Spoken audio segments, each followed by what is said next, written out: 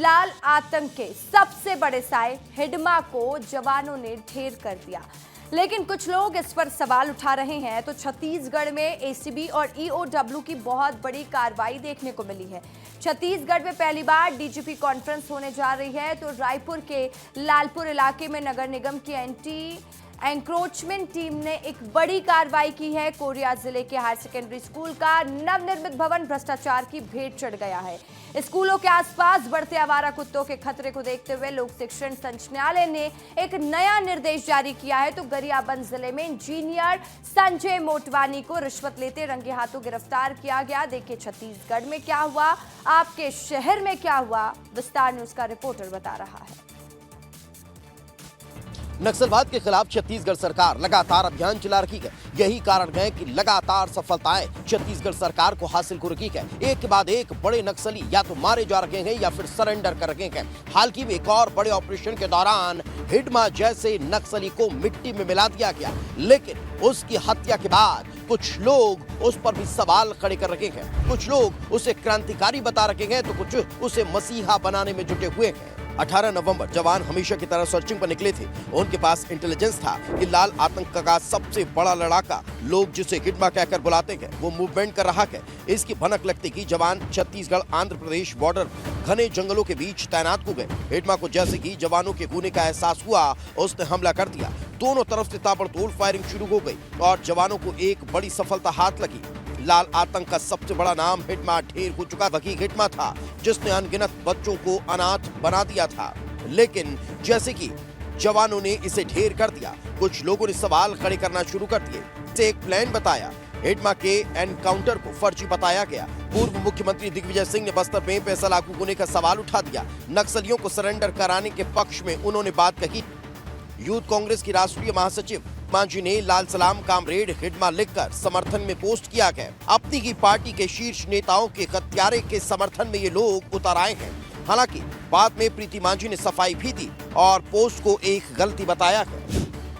एक खूंखार नक्सली जिसने न जाने कितनी बार छत्तीसगढ़ में लोगों का खून बहाया है, जिसने छत्तीसगढ़ में आतंक और दहशत फैला रखी थी, जिसने कहीं न कहीं नक्सलवाद को बढ़ाने के लिए, उसे आगे ले जाने के लिए लोगों और जवानों की हत्या की है। ऐसे नक्सली की हत्या के बाद अब सवाल खड़े किए जा रहे हैं। लोग उसे मसीहा बता रहे हैं। हिडमा की हत्या के बाद ये कहा जा सकता है, हिडमा के एनकाउंटर के बाद ये कहा जा सकता है ये तो कुछ भी नहीं। अगर हिडमा को बीच चौराहे पर भी इससे बुरी सजा दी जाती तो शायद कम ही लगता।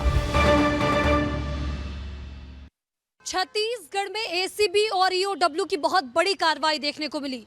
आपको बता दें कि आरआई परीक्षा मामले को लेकर यह बड़ी कार्रवाई की गई और इस मामले में अब 2 अधिकारियों को भी गिरफ्तार किया जा चुका है। छत्तीसगढ़ में एसीबी और ईओडब्ल्यू ने आरआई परीक्षा घोटाले की जांच करने के लिए 19 ठिकानों पर छापेमार कार्रवाई की। ये कार्रवाई घोटाले में शामिल अफसरों के 7 जिलों में आवास पर की गई। टीम ने एक्शन लेते हुए रायपुर से 2 अधिकारियों को गिरफ्तार किया है।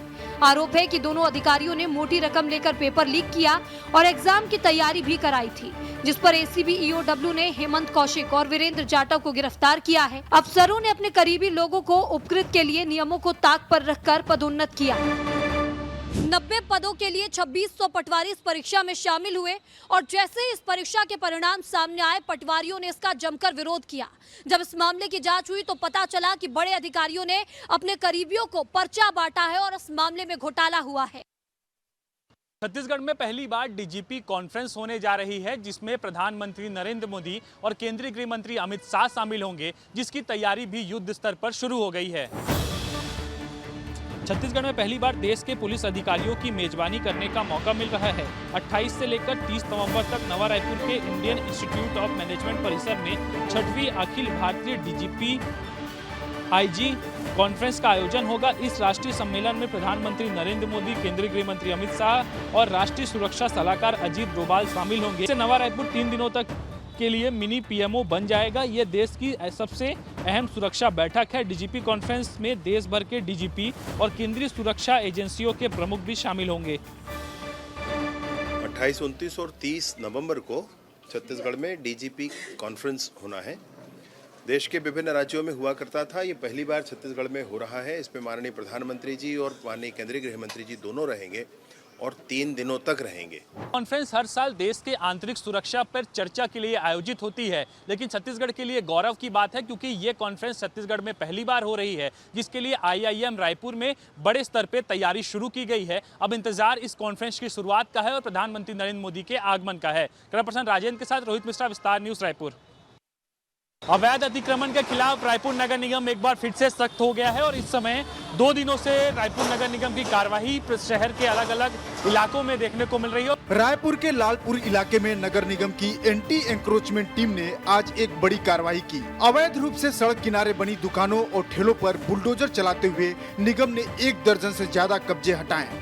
यह पिछले 2 दिनों में निगम की दूसरी बड़ी कार्रवाई है। अधिकारियों का कहना है कि शहर में अवैध कब्जों के खिलाफ अभियान आगे भी जारी रहेगा।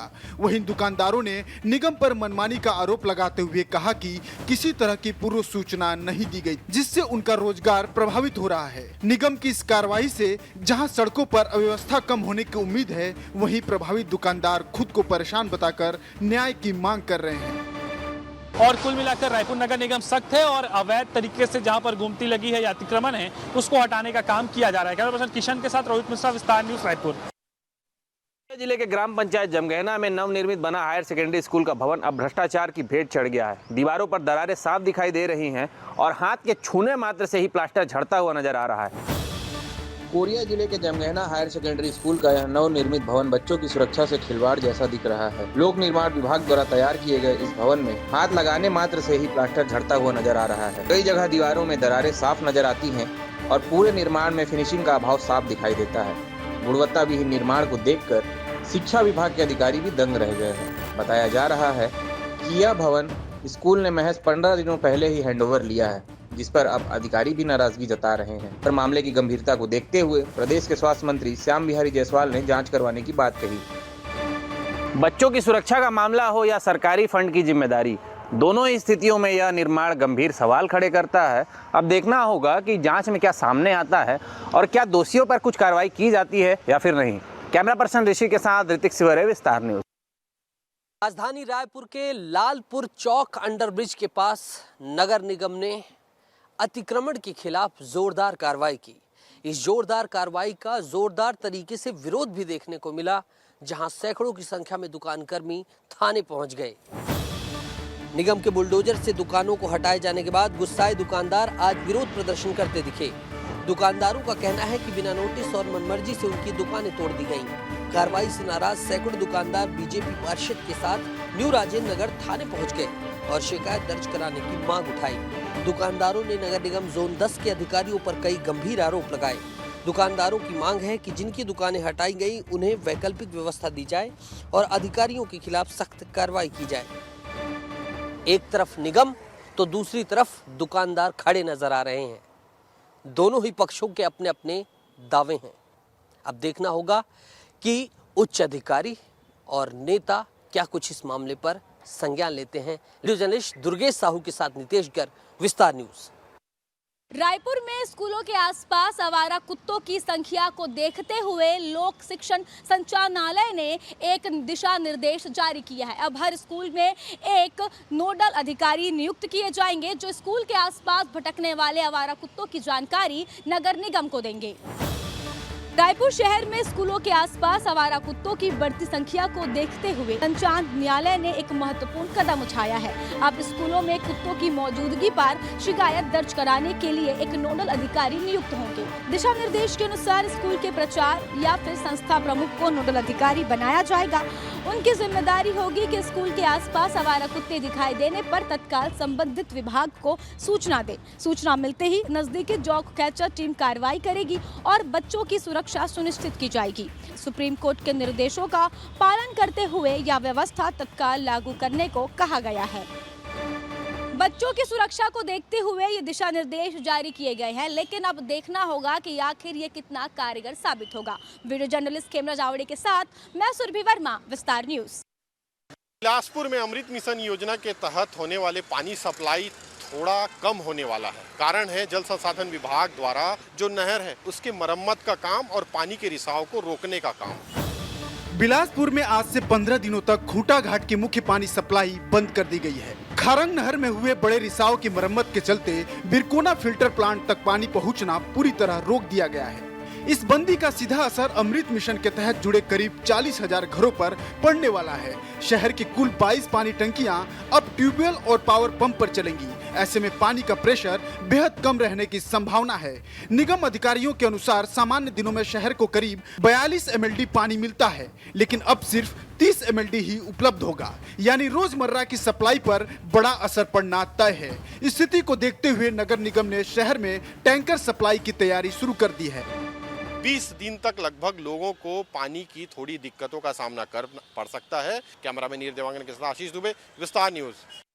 एमसीबी जिले के अंतर्गत आने वाले कोयलांचल नगरी चिरमिरी, जहां के ओपन कास्ट माइंस से रोड सेल यानी कोयले का रोड से माध्यम से यहां पर परिवहन किया जाता है।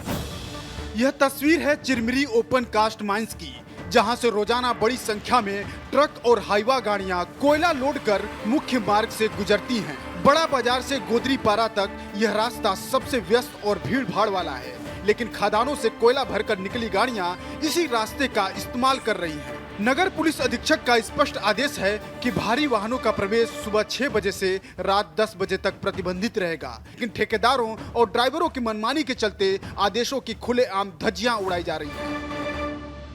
देखने वाली बात होगी कि आखिर चिरमिरी प्रशासन से लेकर आखिर पुलिस विभाग इन पर किस प्रकार से कार्रवाई करता है, ये तो आने वाला समय बताएगा। विस्तार न्यूज़ के लिए जिला एमसीबी से अविनाश चंद्र की रिपोर्ट। गरियाबंद जिले में रिश्वतखोरी का यह कोई पहला मामला नहीं है। हर साल एंटी करप्शन की टीम तक हितग्राहियों को या फिर पीड़ितों को जाना पड़ता है और हर बार एक न एक अधिकारी, भ्रष्ट अधिकारी एंटी करप्शन के शिकंजे में आता है। गरियाबंद जिले में इंजीनियर संजय मोटवानी को रिश्वत लेते हुए एसीबी की टीम ने गिरफ्तार किया है। बताया जा रहा है कि काम का बिल पास करने की एवज में ठेकेदार से 1 लाख रुपए का रिश्वत मांगा गया था। एसीबी की टीम ने कार्रवाई करते हुए रिश्वत की रकम में से 30,000 रुपए अपने कब्जे में लेकर मोटवानी को पकड़ लिया। गिरफ्तारी तब हुई जब इंजीनियर अपने कार की डिक्की में रिश्वत रख रहा था। एसीबी ने बताया कि मामले की जाँच जारी है और दोषी के खिलाफ सख्त कार्रवाई की जाएगी। लेकिन सवाल उठता ये है कि कब तक आखिर ऐसा चलता रहेगा? क्या सबक इन घटनाओं से अफसर सबक नहीं लेते या फिर रिश्वतखोरी का मामला यूं ही चलता रहेगा? कैमरामैन गिरीश जगत के साथ पुरुषोत्तम पात्र, विस्तार न्यूज़, गरियाबंद।